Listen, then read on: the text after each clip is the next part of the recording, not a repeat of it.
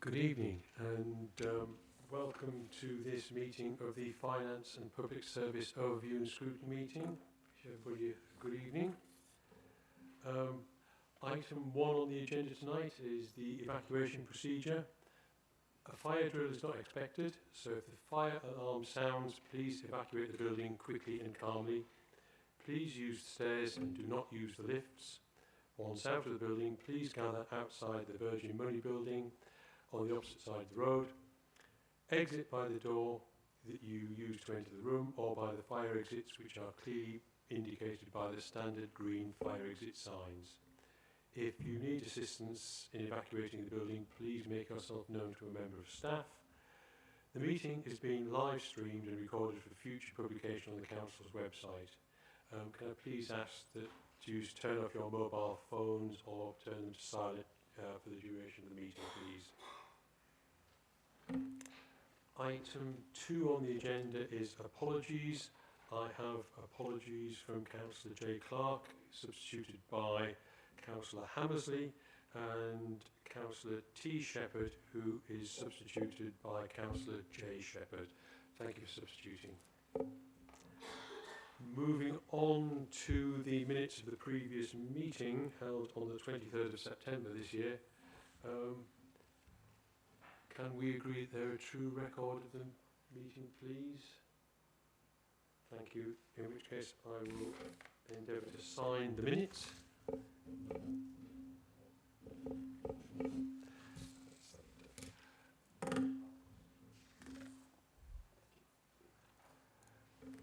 Item 4 on the agenda is declarations of interest. Are there any declarations of interest that are not in the published schedule? Councillor Shepherd.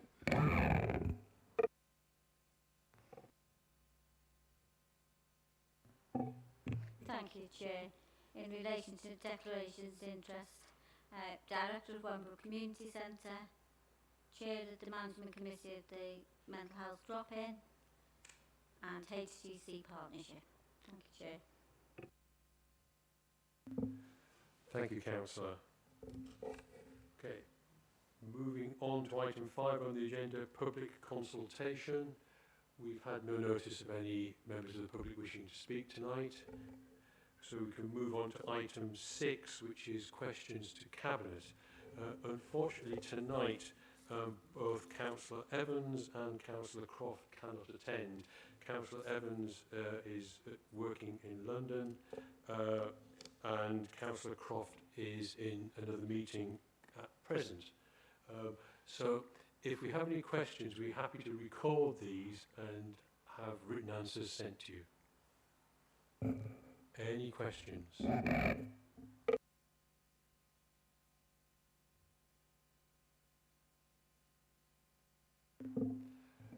Although it's not part of the meeting, Councillor Evans has offered to do an open surgery for members of this panel on Friday evening on Teams. As I said, it won't form part of this record, so your questions will still get written answers, but he is willing to chat with people if you want to discuss anything.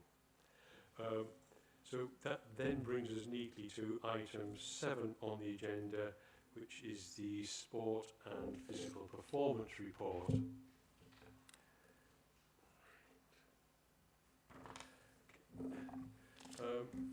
This particular report was due to be presented by officers, but both of the two officers that were intending to be here tonight can't be. One's awaiting a hospital appointment, and the other has taken to take leave at short notice. So I'll be presenting this report.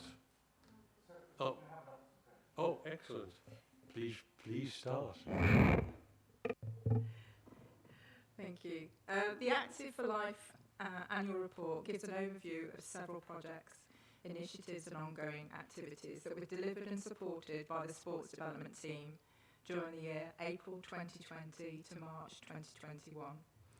The Active for Life 6-month report from April 2021 to September 2021 offers detail regarding current delivery and projects, as well as highlighting a few areas that we'll focus on over the coming months.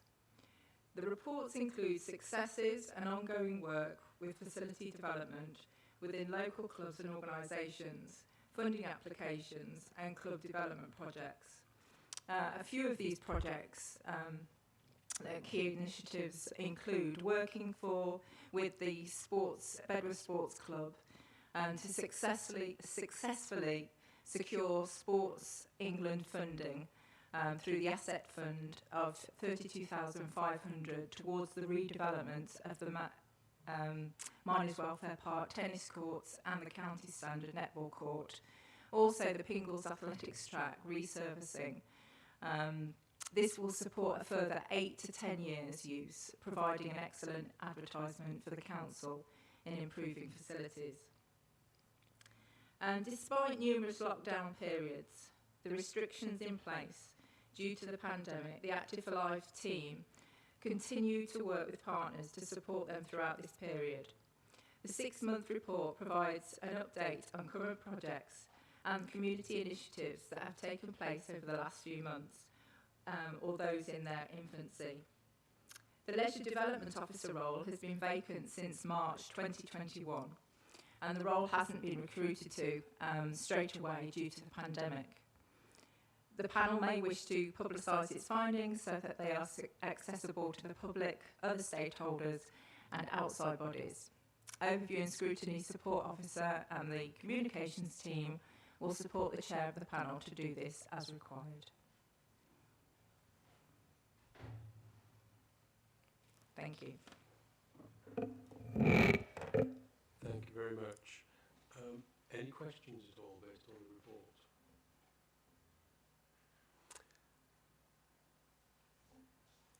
I will add that Councillor Shepherd.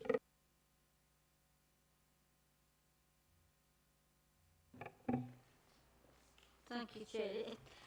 The document's a bit hard to read because the print's really faint, so excuse me if I miss little bits. In terms of on page 3, where you said about the youth contact team attending their usual locations, where are their usual locations? I'm not aware of anywhere, to be honest, that they do.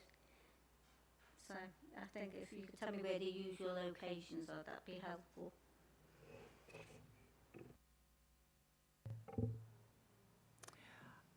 What we'll do is we'll come back to you on that. There's various locations around the borough. Just to let you know, the youth contact team aren't around anymore, but at that period of time they were going to various locations around the borough, but we'll get back to you on that question.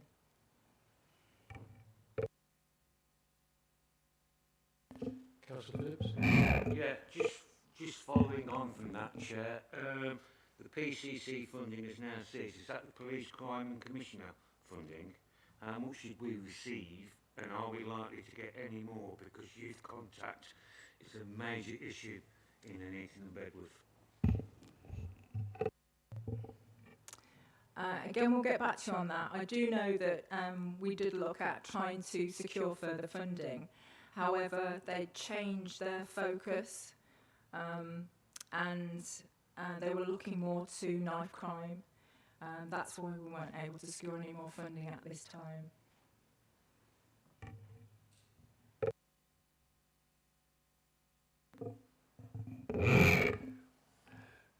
Thank you for that answer there. Any further questions on this?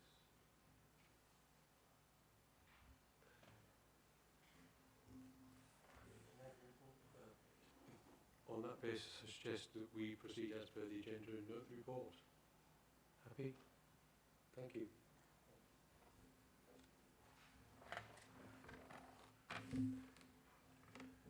Which now brings us to agenda item 8, which is the Everyone Active Annual Report.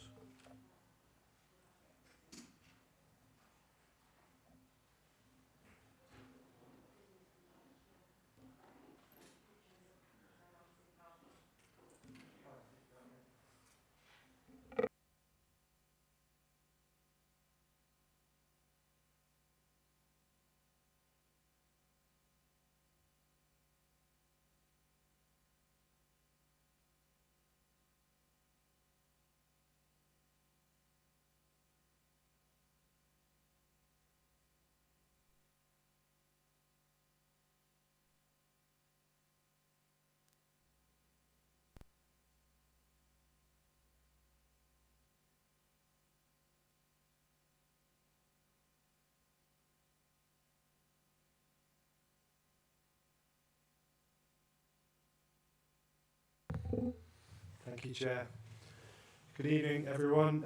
My name is Joe Warren. I'm the contract manager for Everyone Active in Nuneaton and Bedworth. I'm here tonight with Simon Fern, who's regional contract manager for Everyone Active.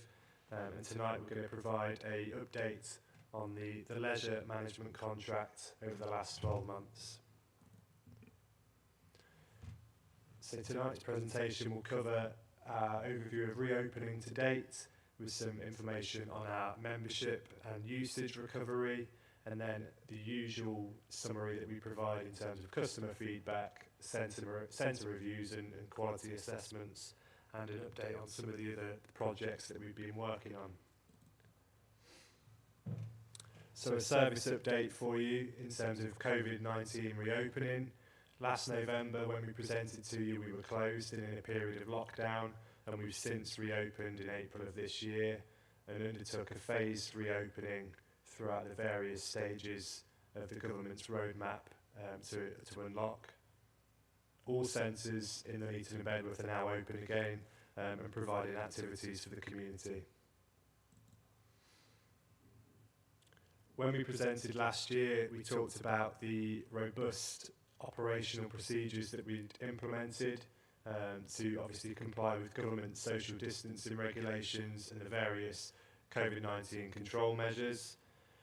On the 21st of June, in line with the government lifting social distancing restrictions, we were able to reduce some of those restrictions that we had in place, and that's allowed us now to open the leisure centres closer to their full capacity. The last year has obviously presented a number of challenges, again going in and out of lockdown. More recently, we had a lot of issues in terms of test and trace, like the majority of businesses and people around the country having to self-isolate. But it's also given us an opportunity to support the council here in Nuneaton and Bedworth as well by supporting the COVID-19 testing centres. We were fortunate this year in being successful in our application for £249,000 of government funding from the National Leisure Relief Recovery Fund, which has helped us as part of our reopening and recovery.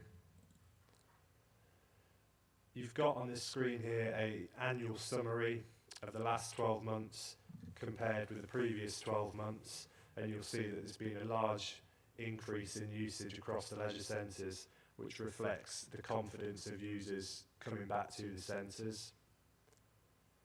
The difficulty with that 12-month comparison is that obviously there's been varying months in each of those years where we've been open or closed because of the pandemic. So this slide here provides a monthly average of usage statistics, and you'll see that even when looking at the averages of when the centre's open, there's still a 7,500 increase in usage across the 4 leisure centres. Swimming lessons, we've now got over 4,700 children learning to swim each week at the pools in Bedworth and Nuneaton. That's 402 more than we had prior to the pandemic. Pingles has reached 116% in their recovery, exceeding pre-pandemic numbers by 319, and Bedworth has now achieved 103%, exceeding pre-pandemic by 83 swimmers. Fitness, we've obviously got a lot of local competition in the area, so we reviewed our pricing and we had some really strong marketing campaigns and obviously great teams in our centres, which has led to an increase in members by 726 when compared to the same time last year. Pingles now has 66 more members than pre-pandemic, so it has now recovered, and 466 more than last year. Bedworth, 260 more members than last year, but still 260 less than pre-pandemic. And Jubilee is 28 members less than pre-pandemic. Some of the campaigns that we've been working on this year are Everyone Active on Demand, which we launched at the start of the pandemic, which allows our customers and local residents to engage in fitness and keep active at home, whether we're in lockdown or out of it, and it gives customers more options to keep fit and healthy. This year we also launched the Everyone Active Pledge, which was a campaign to give customers and colleagues assurance that we will take care of them and their transition back to everyday activities.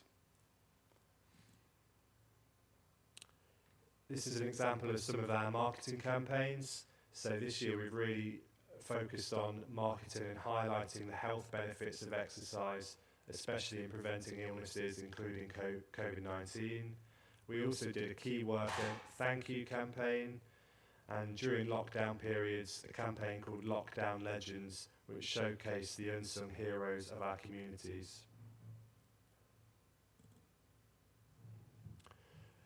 We seek feedback from our customers through a variety of means, and this is a summary of the feedback that we received in the last 12 months, in which we've had 9,104 items of feedback or inquiries from our customers, 50% of which has been positive and only 13% negative. And we currently have an average review score of 4.1 across the 4 leisure centres on Google.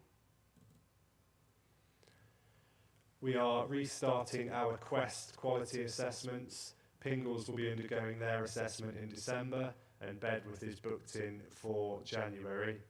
And this will be, it's called Quest Prime Recovery, and it's to assess the leisure centre in their recovery after the COVID-19 pandemic, in terms of people returning to use the leisure centres, but also the strength of our control measures and risk assessments.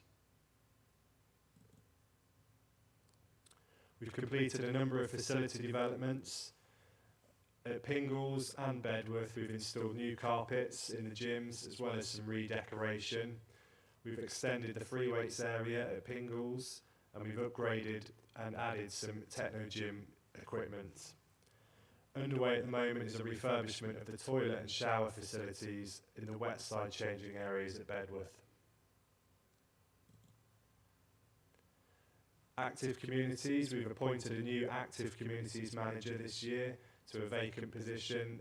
That person is called Cameron Wilson, and we've launched a new community wellbeing strategy which falls in line with the strategy launched this year by Sport England, uniting communities through activity. This has been challenging, obviously, because of the pandemic and the various restrictions, but we're pleased now to have developed a number of new activities, including no strings badminton, bowls and walking netball. Going into 2022, active communities will be focused on tackling health inequalities and really tapping into those parts of the borough where inactivity is high, so that we can help the Borough Council achieve their goal of achieving the largest increase in quality of life in the next 10 years. We're going to be working closely with the local schools, and we'll be utilising the Passport to Leisure scheme to encourage those from deprived areas to take up physical activity, aiming for our highest uptake year yet. We'll also be supporting the local council this year with the development of the exciting cycling provisions, specifically at Bedworth Leisure Centre at the moment, and we're looking at how we can provide a learn to cycle pathway.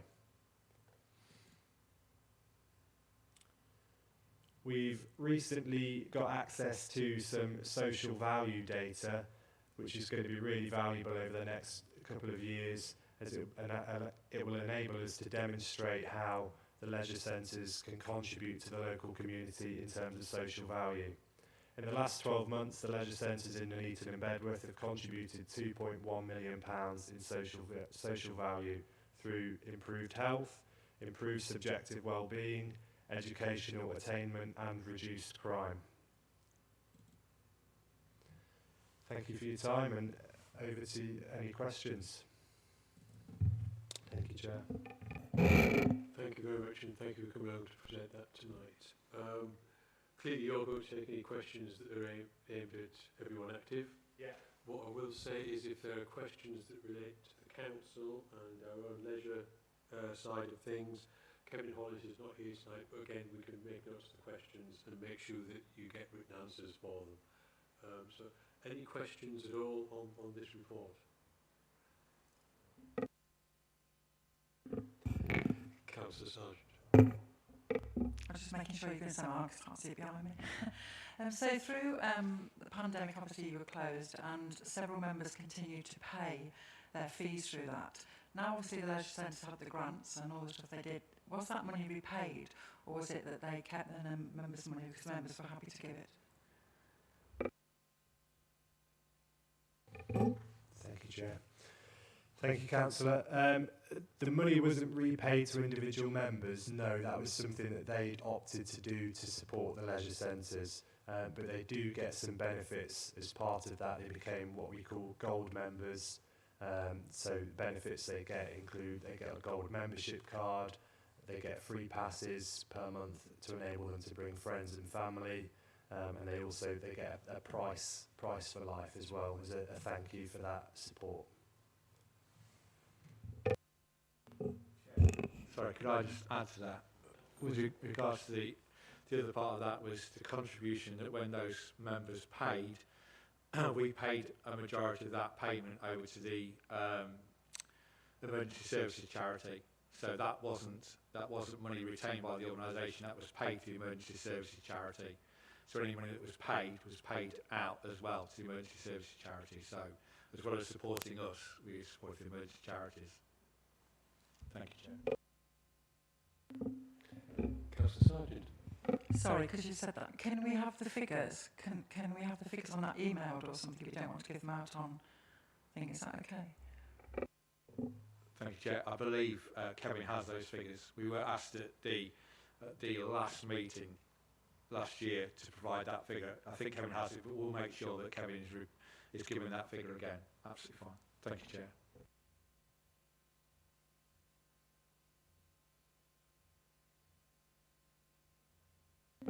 Any more questions on this? I have Councillor Shepherd first, then Councillor Phillips. Thank you, Chair.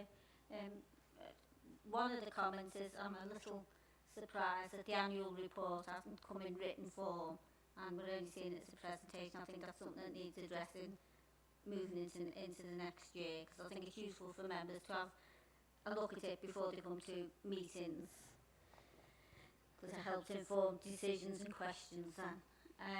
In terms of active, you've mentioned a lot about the campaign and you've been doing the promotions. I didn't hear any mention of Passport to Leisure, so can you tell me what you're doing with Passport to Leisure? Thank you, Chair. Yes, Councillor, so Passport to Leisure obviously continues to be a priority for everyone active. Our plan is to continue what we do at the moment, which is going to wards within the borough to promote Passport to Leisure. We've recently started working with a local volunteering group because we've had some feedback that the Passport to Leisure forms are predominantly in English format. So an example is we've been working with a local volunteering group to have that now translated into an Arabic format as well, so that we can reach different parts of the community. And the next step is that we're going to be launching sessions at Jubilee Sports Centre in the community room, where those forms will be available with somebody who is a volunteer from the organisation who can speak Arabic and deliver that application process to people in the local community who want to take it up but struggle to speak English. And we'll be continuing initiatives like that next year as well.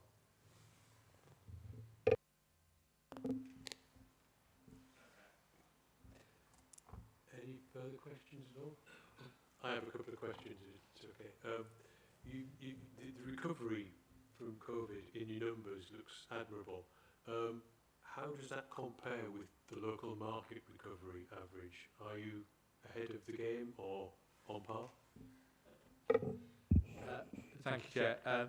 If you compare it to the region that I manage, I have 20 leisure facilities. At the moment, Bedworth is probably in the top tier. It's in the top 10% of performance. I think it's admirable, the team that we have, and I think the partnership work with the authority, Kevin and his team, has been a testament to that. So yeah, we are in the top 10% of recovery. When you compare it to other operators, the company is in the highest performing, again, 10% of competitors. We know that, for argument's sake, across the road now, Pure Gym as a budget operator is challenged because we've changed our membership pricing to compete directly with that market. So yeah, we are very encouraged with our recovery. Anything else? We're asked to note the report. Is it okay if we note the report? Thank you. Thank you for attending. Thank you very much. Right, so we now move on to item 9. Yep. The Integrated Performance Report, second quarter. What have you got? Thank you, Chair. Yes, this is the quarterly report, second quarter report for the services that fall under the remit of this panel. The report is a fairly comprehensive report. I won't take you through it. I'll just invite questions, Chair. Obviously, these are not the services I manage, so I may not be able to give you a straight answer to a straight question, but I will take it away if need be and will provide you with a written response.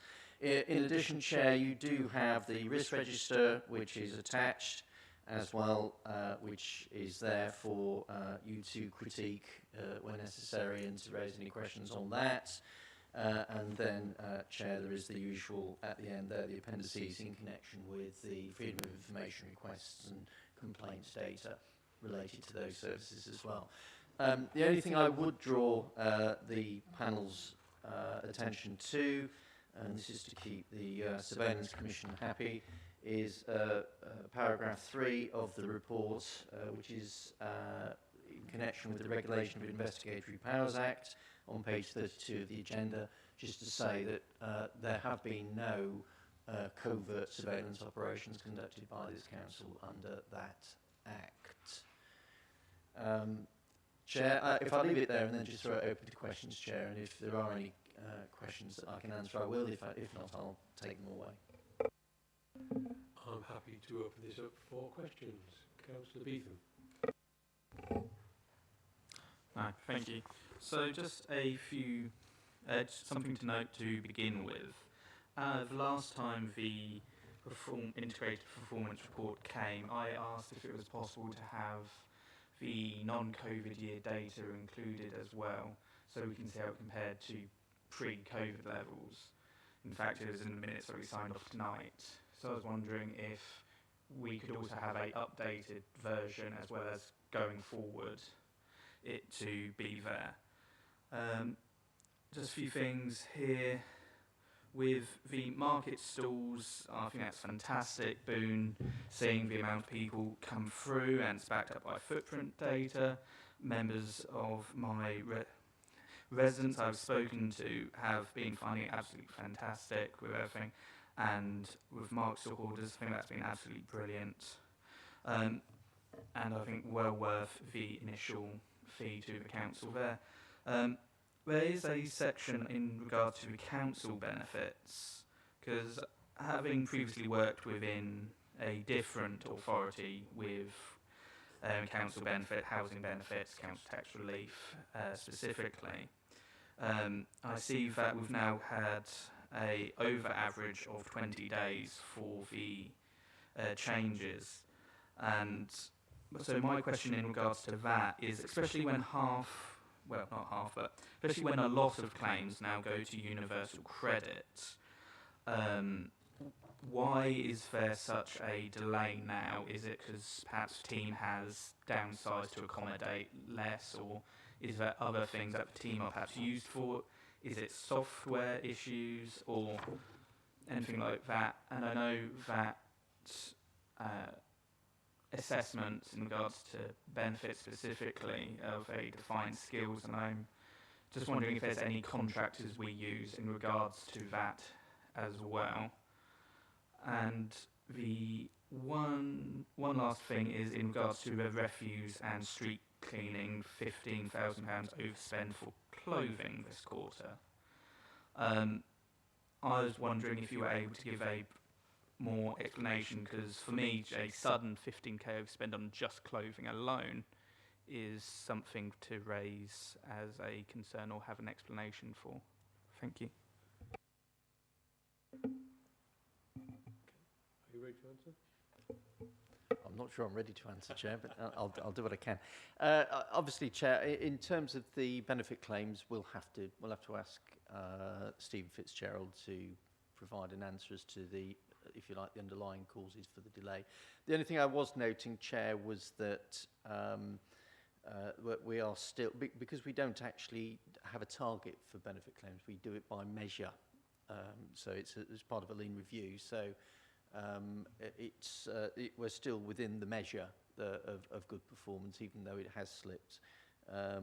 But we'll try and establish the causes of that and provide an answer to that. And I think that will pick up the question around, is it a technology issue, or is it down to staffing levels, or is it some other cause? I didn't quite follow the contractors question specifically, but I think if I understood whether you're referring to whether it's an IT issue or whether it's because we've got people in, I'm not sure is the answer. So I do know that if we do, and we have had recruitment difficulties, so we will have some agency workers within the team. And I do know that actually the manager is currently an agency worker because of long-term sickness absence. So I think there's some agency cover there.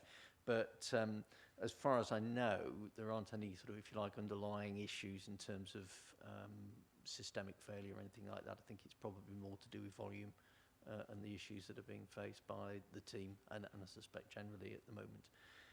In terms of the clothing spend, I will have to come back to you. I do know that there was a change in the approach taken as far as health and safety is concerned. I think we've gone to these luminescent orange sort of high-vis material rather than the yellow, because I think that was it wasn't as or viewed as visible, and I think that the decision was taken at some point to do that. But whether that's the cause of that, I do not know. I'd have to come back to you on that. So I'll take that one away and ask Glenn McGrandle to provide you with an answer to that one, Chair.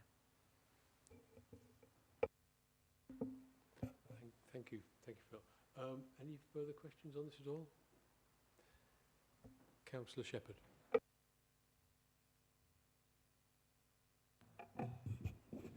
Thank you, Chair. In terms of, I've got real concern about the voids, the housing voids. Yet again, that we're just not turning them round quick enough, and therefore that's leading to more people staying in hostels. I've noticed in the risk register that on agency staff we're paying twice as much in terms of, I think it was £480,000 compared to what we spent last year, the 220. So I've got a real concern about the reliance on agency staff and the additional cost that is costing this council. In terms of page 57, there is a 64 underspending grounds maintenance. I raised this last time at this scrutiny and at the health scrutiny. I did ask for a commentary on it, which I've had, and apparently it's it was put in a wrong column. It's incorrect, collated incorrectly, and it shouldn't be under that 64. It shouldn't be under grounds maintenance. Now, why this hasn't been picked up by an officer and it's not being changed, I don't know, but because it shouldn't be in this report when the other one was 3 months ago in effect. So I would like an answer as to why it hasn't been moved and where the underspend is, because it's either in grounds maintenance or it isn't. It can't, you know, if an officer's telling me tell me that it's in the wrong category, well, why hasn't it been changed? Would be my comment. Thank you, Chair. Thank you, Councillor. Can we make sure we get an answer on that point? Yes, Chair. I'll follow that up with Kevin and his team to establish the source of that. And obviously, if I can just make just a general comment in connection with agency staff, that there is an exercise going on at the moment to look at agency staff spend. I think it's fair to say that that is, if you like, the gross spend figure, but of course the majority of agency staff are in fact covering either vacant posts or posts that have been long-term sickness cases where we've had to backfill. So in the vast majority of cases, I won't say entirely funded because there is a discrepancy between the cost of an agency worker and an employee, but in the majority of cases, the vast amount of that cost is actually met by the vacancy savings. So it might help the panel if we gave that, if you like, a net figure as well, so that you can see what that this true discrepancy is. I think that would be very useful. Any more questions on this particular item?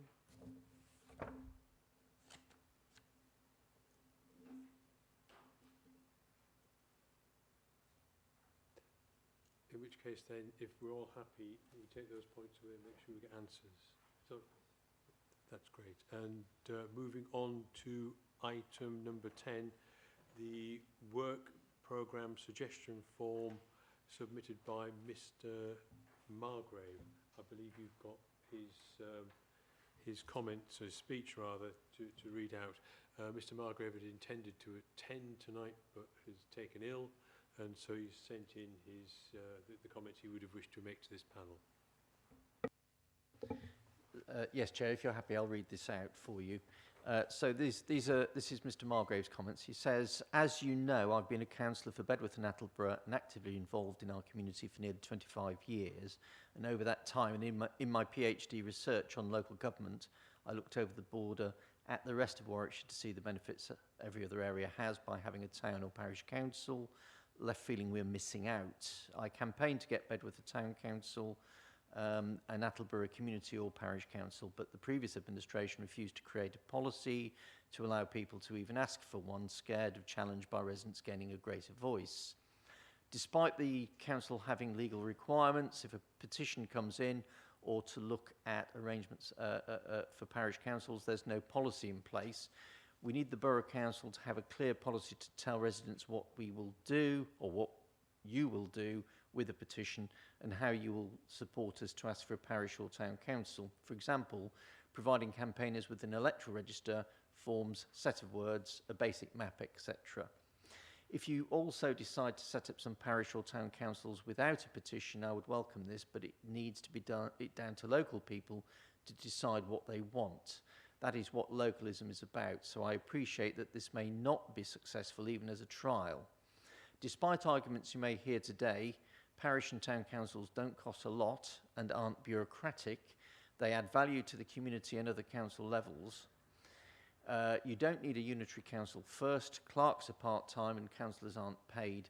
Leamington Town Council, set up in 2002, is big and just £20 extra a year. Many are nearly a tenner. There are huge benefits to parish and town councils, giving local people more powers to plan and provide for their town or village. It would have helped in the borough plan process to give residents a greater say or to raise money to help spend on local initiatives and to influence decisions for our area using neighbourhood plans or having a referendum like Stratford Town Council did. I ask for your support in progressing this work programme and taking us to the next step in allowing residents to ask for a parish or town council if they want one. My plan is then to organise a meeting in the new year to look at this idea with the hundreds of people who've already contacted me interested in petition for their own parish or town council, because it's time to let people decide and have their say. And those are the comments from Mr. Margrave, Chair. Thank you for reading that out. And obviously, due to Mr. Margrave not being here, we're not able to ask him questions direct. But on that basis, I think I'll throw it open to the floor for any comments members wish to make in regard to this. Thank you. Would you like to comment on this, Tom? Thank you, Chair. Yeah, been asked to attend just to provide any information that members may have. Would it help for me to do a bit of background as to, because members may not know much about this process, a few words on what creating a parish may involve, a few words on that, is that okay? So Mr. Margrave is quite right. The council can decide at any point to undertake a community governance review, which would be the process you'd go through if you wanted to establish a new parish council. or it can be in response to a petition signed by residents. The latter is more common. You usually find with the establishment of a parish that there's a residents group or neighbourhood action group that has a groundswell of opinion that may have reached a ceiling in terms of their influence or powers. So they may wish to do something in their local area, but because they're not a parish council, they haven't got funding for it, they find that's the thing that will get them over the line in terms of that. So that may be the case in this instance. I don't know, you know the areas better than I do, but that's usually where these things come about, rather than an individual request to undertake a community governance review. It's kind of more issue-led in terms of we want to do something in our area, but we don't have the powers to do so. Let's get a petition together to then establish a parish council. And depending on the size of the area, depends on the number of signatures you need on the petition. For a larger area, such as Attleborough, it would be about 77.5% of the electorate, a couple of hundred people. So, of course, if we did receive a petition, we would respond to it accordingly. There's a set-out process in legislation. At the moment, we and amongst other councils don't solicit community governance applications. It's not something that's generally publicised. Mr. Margrave has a point about that. Obviously, if council is minded to pursue this by resolution, we can take that forward. I suppose interested to know what members have, and I'm here for questions if members have any specific questions about the process. So before we just move on to general comments about Mr. Margrave's request, does anybody have any questions? Okay. Councillor Beath. Brilliant. So the community governance review, how much would that cost, both financially and time-wise? Good question.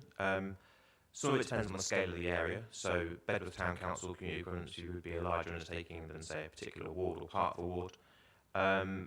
From receipt of a valid petition, we have 12 months to undertake the process of consultation. And again, depending on the size of the review, size of the area requested, would depend on the scale of consultation that we'd have to do. As a legal process, there's a certain amount of things we would have to do to demonstrate that we've taken the review seriously, so consult wide enough in a range of different ways. I don't know how much it would cost. To be honest, the cost to the authority could potentially be the opportunity cost in terms of what certain teams are doing that what certain officers aren't doing because they're looking at a review. Obviously, we have to respond to the review, and one of the outcomes of the review might be that we don't wish to make any change, and that would be for council to decide in the end. So, what I would suggest to members is that in undertaking any review, is there a groundswell of opinion that wants this to begin with? Because going through the process and then basically saying actually no could be quite time-consuming. So. Any further questions? In which case, I'll open it to general comments or about Mr. Margrave's suggestion. Councillor Kenner. Thank you, Chair. Well, I know Mr. Margrave's intentions are very good for something like this. I do have some quite serious concerns over parish councils, particularly the precept that would be involved on top of that.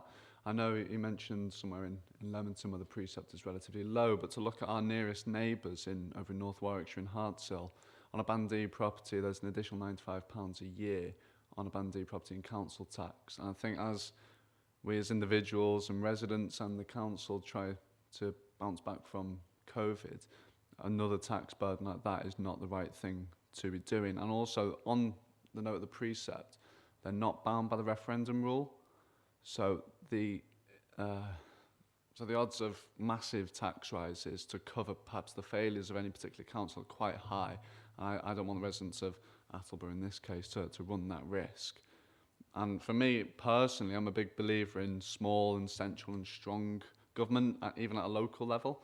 And having parish and town councils just sort of goes against that, especially given the propensity of local government across the country to waste money. I don't want there to be another layer where public money is at risk of being wasted. And so they're my concerns about this going forward. I mean, I'll be interested to hear what other councillors have to say. But thank you, Chair. Thank you, Councillor. Councillor Beetham, did you indicate?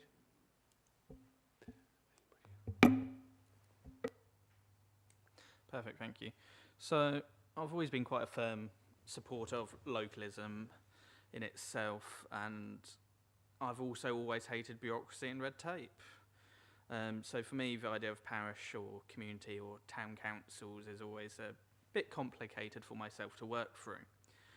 One of my concerns is talking to residents of Kingswood or Camp Hill or even Barpool or anywhere like that, is some of them have complained about the ping-ponging between issues between county and borough, and that adding a parish or town or anything would introduce another layer onto that for it to be ping-ponged about.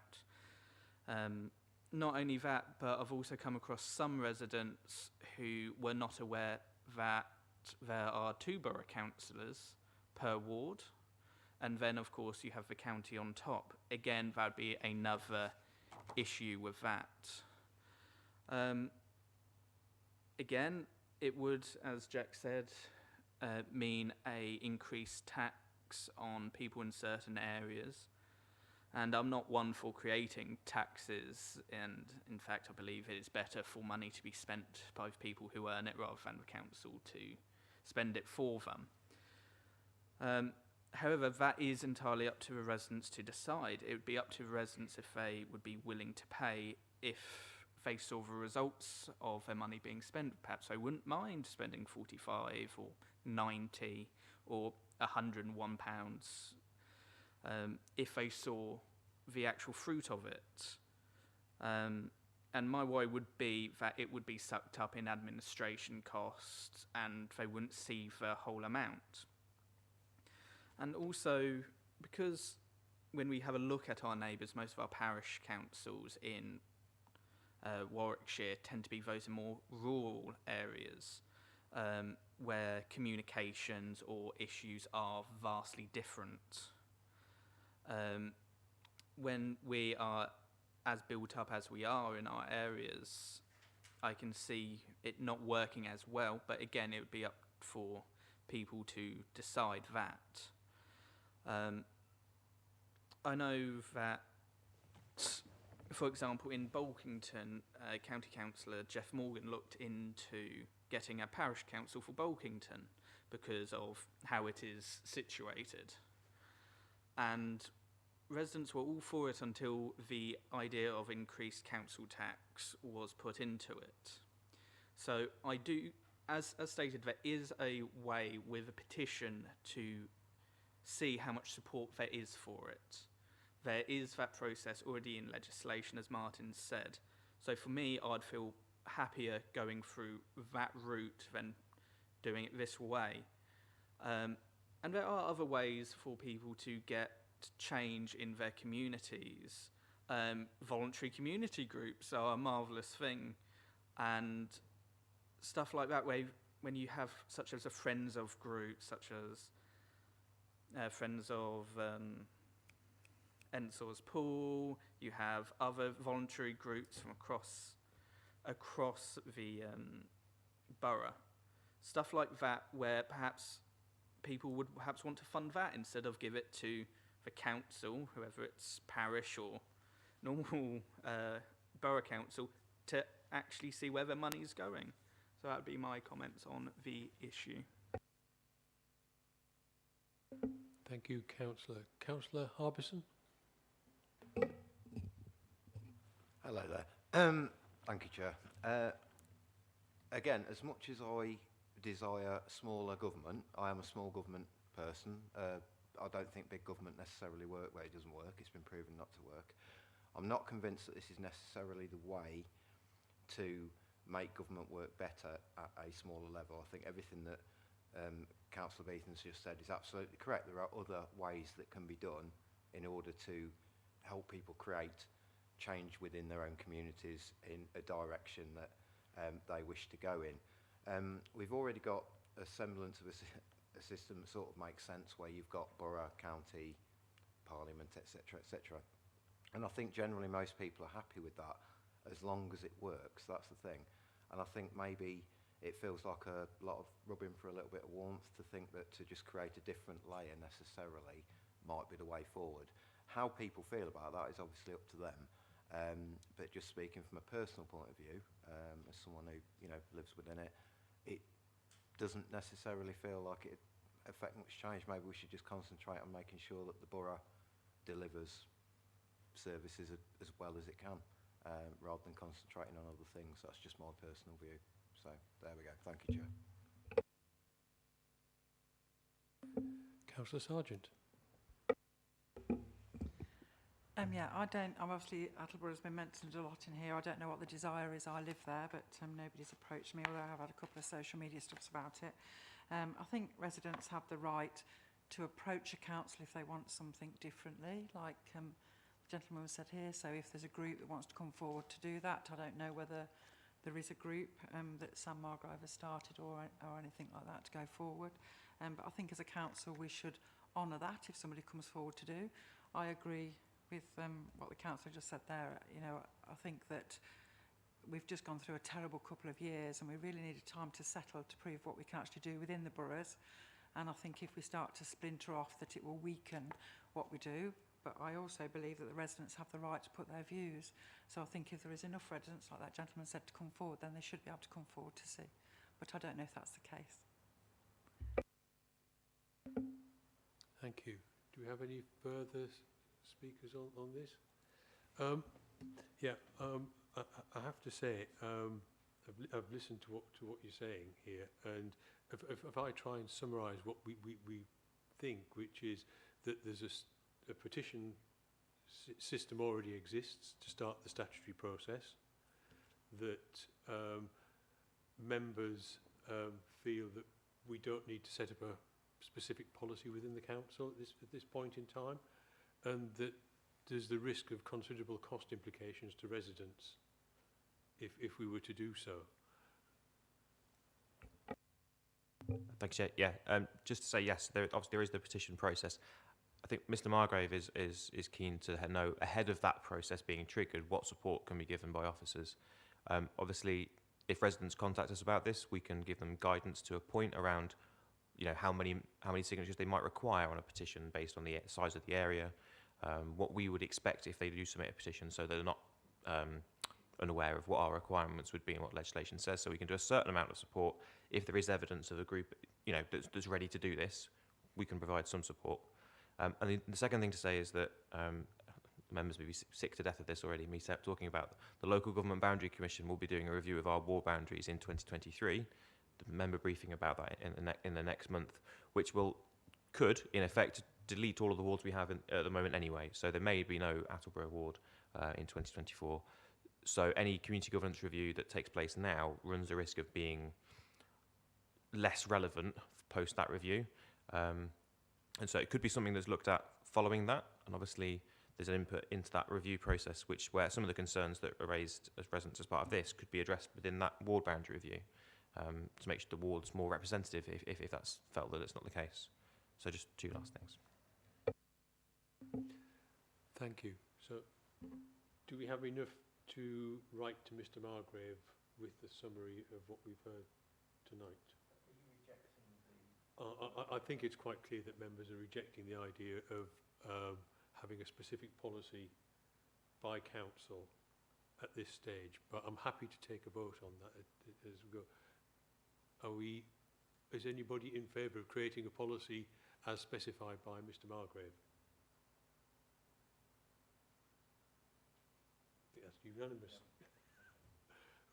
So if we could write to Mr Margrave with an answer that sets out that there is a statutory process, that there is no desire amongst members to set up a specific policy at this stage, and that officers will be prepared to lend some initial guidance as to what's required should a group large enough to petition for a parish council arise and make a request.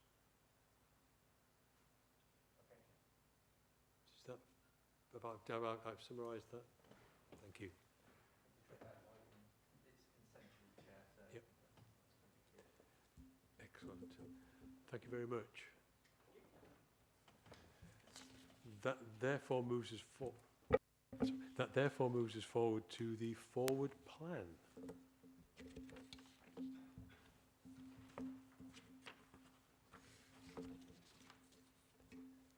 Which I see is for noting. Anybody got any comments on the forward plan?